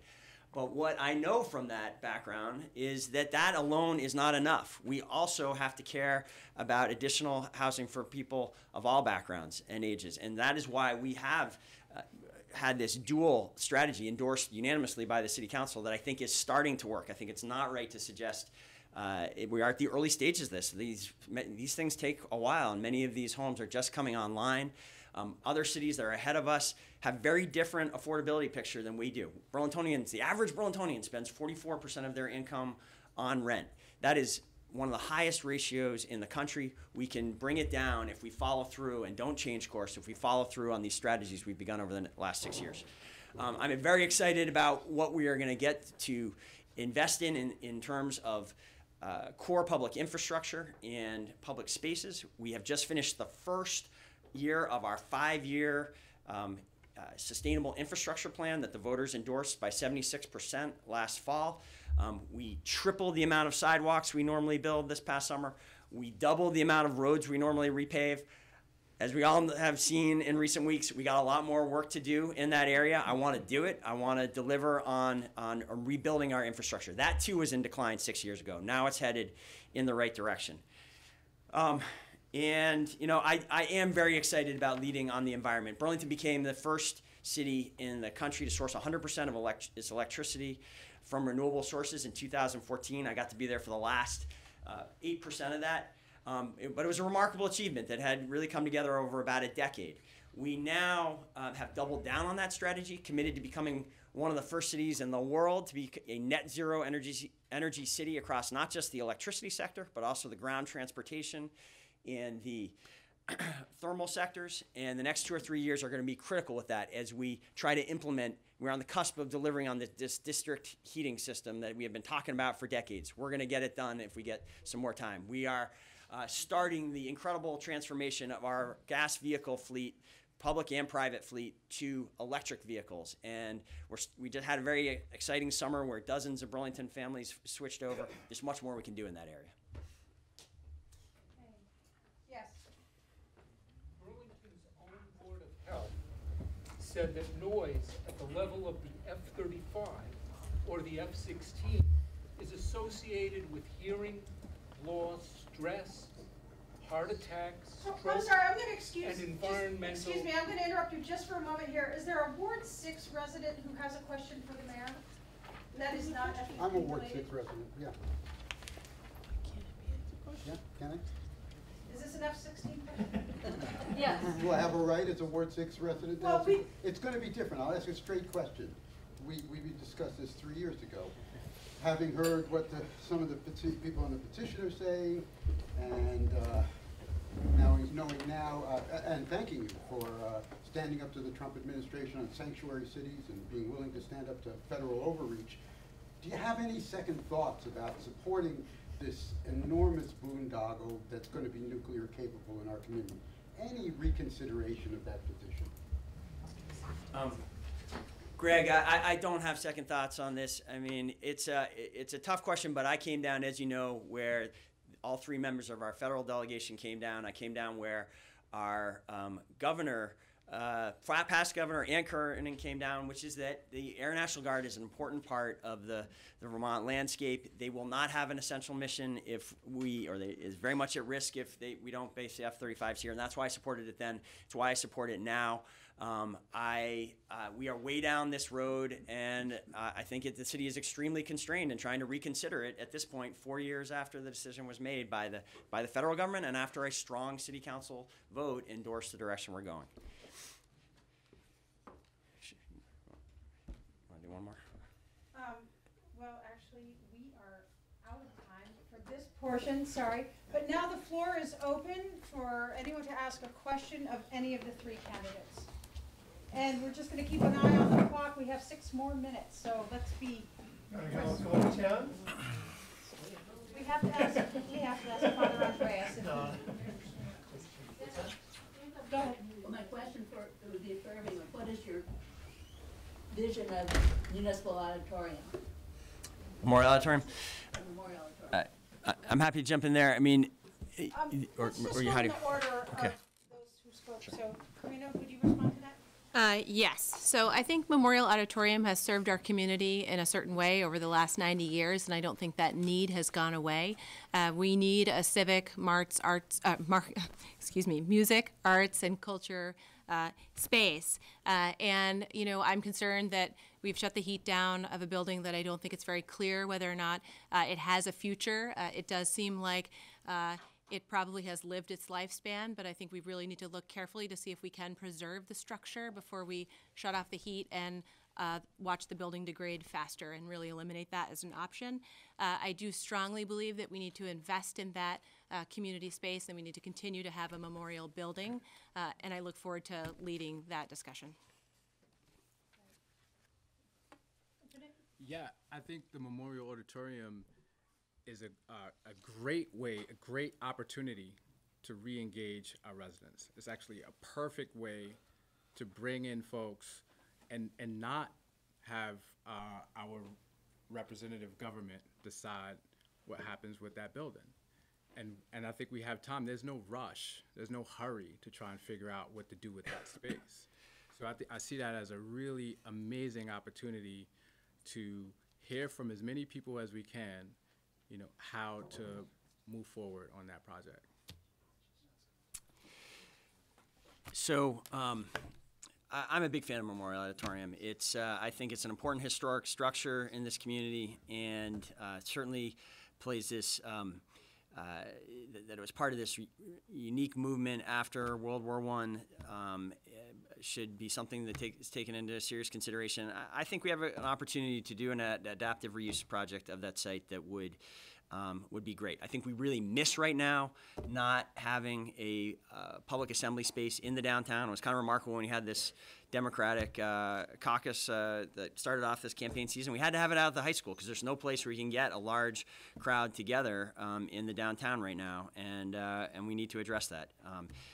I have committed that if given the opportunity to continue working on these issues, we will put in front of the council and the voters by this fall working very collaboratively and through significant public engagement, as we always do with major decisions like this.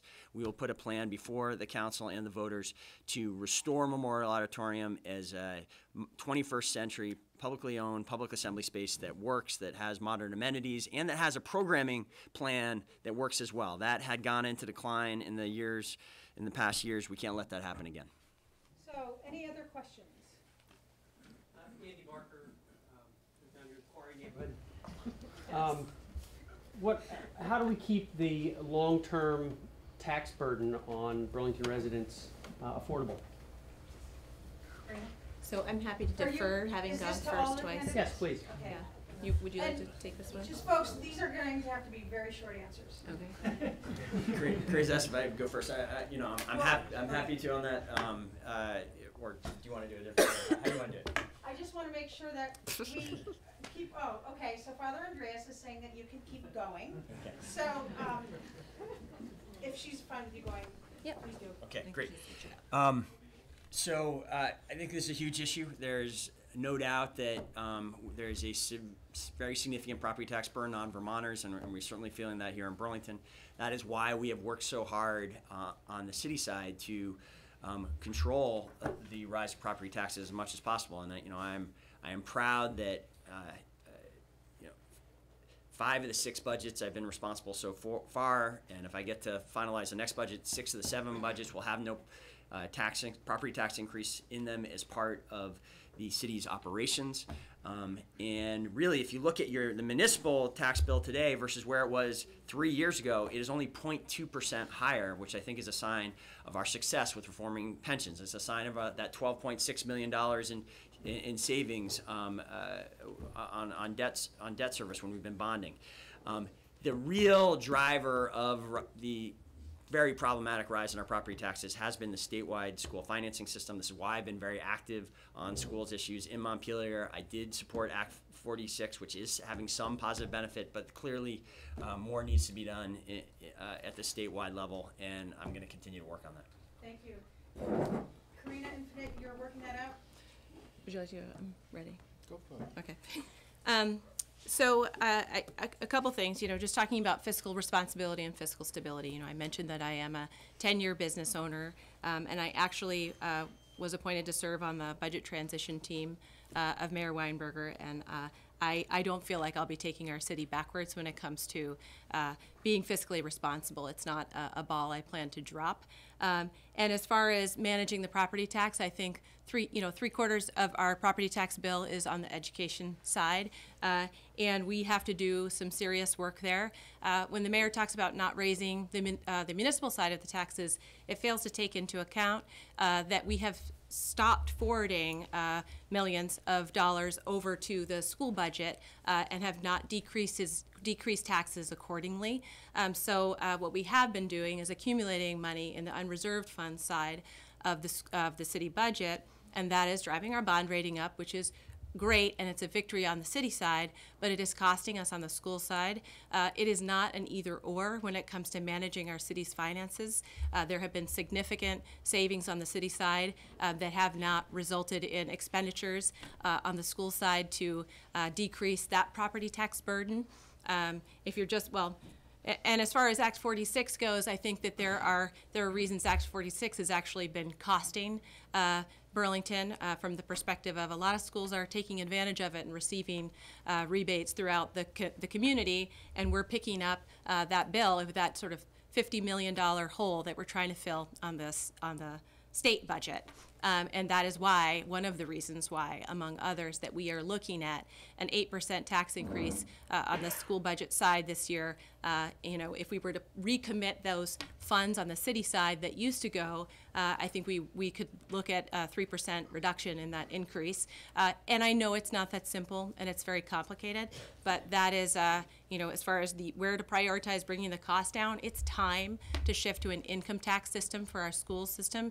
What we have right now is not working. And I would absolutely advocate very strongly, and I'm not afraid to challenge Governor Scott on this, and I have no political ambitions that would interfere with me challenge him directly. So. Thank you. So yes, I do agree that politics in Montpelier preclude our ability to keep taxes down here for schools. And so what I'm hearing is possible legislation that would exempt primary residents from paying taxes and move to a more progressive income tax, gross income tax, so that higher earners could help meet the cost of our school tax. So this is something that I'm just learning about, and if we're gonna talk about being progressive, then I think this is something that we should explore, is exempting primary residents from that tax and looking at a gross income tax. I think our time is up at this point. We really appreciate our candidates.